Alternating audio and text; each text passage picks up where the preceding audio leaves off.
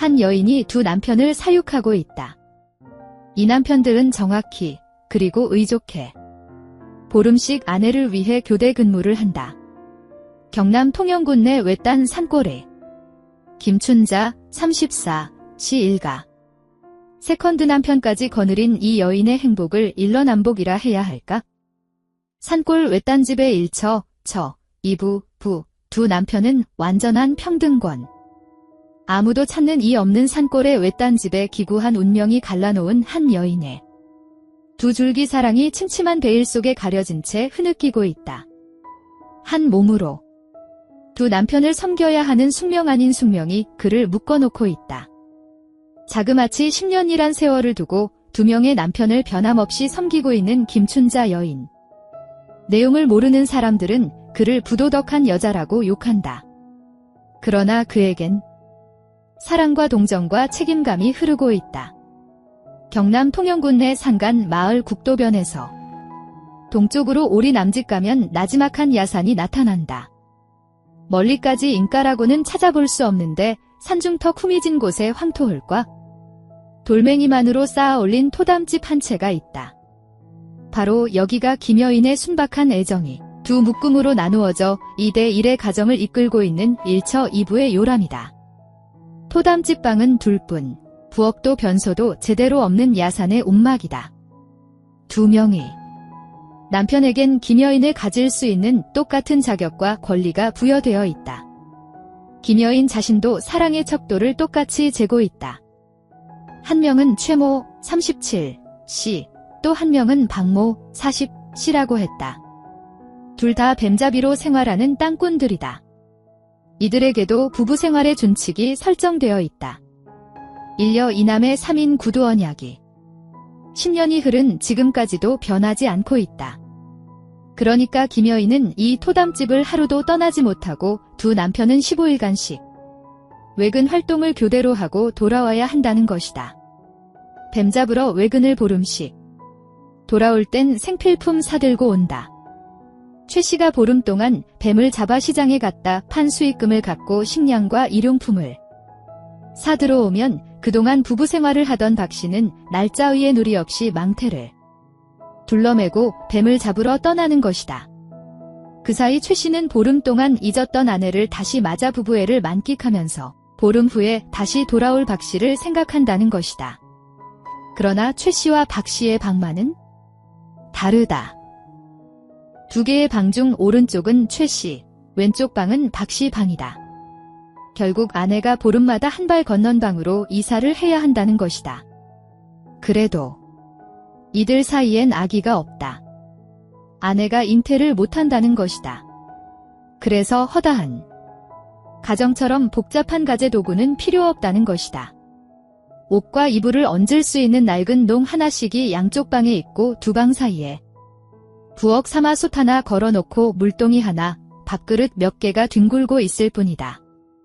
물론 전기 뿌리며 라디오 등 문명의 혜택을 입은 기구는 하나도 없다. 등잔불과 보름간의 날짜를 기록하는 캘린더가 이들의 중요한 생활도구이다. 그래도 옷들은 누구 못지않게 깨끗하다.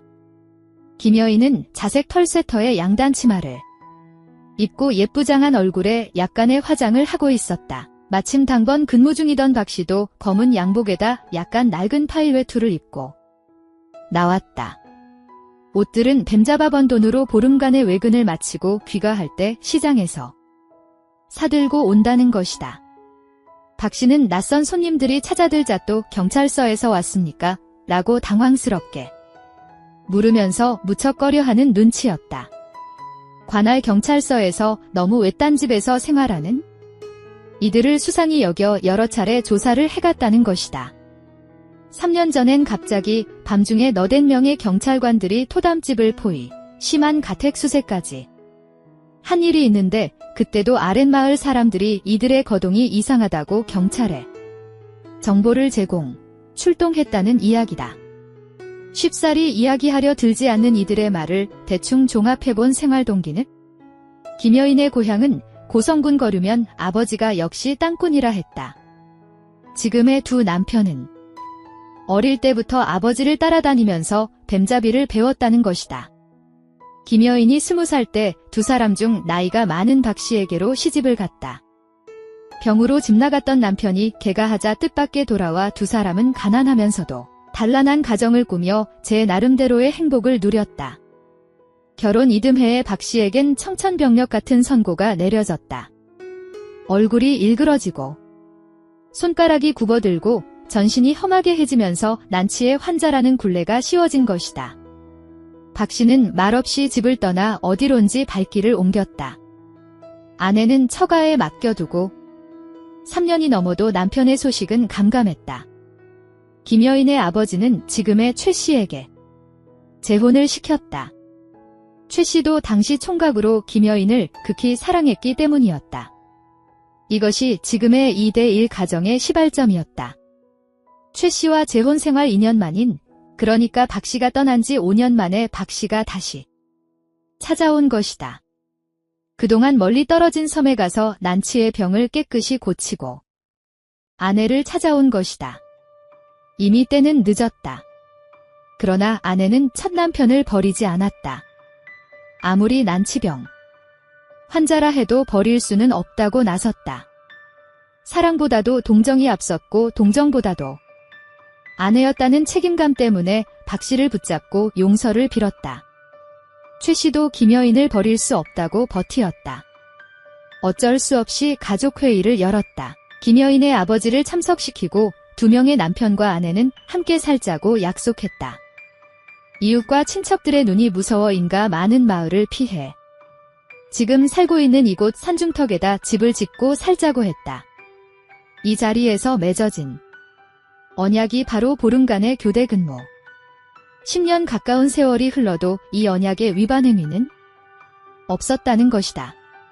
다만 부부 사이에 말이 없다는 것뿐이다. 침묵으로 남편을 맞고 또 보내는 것이 아내의 변함없는 사랑의 표시였다.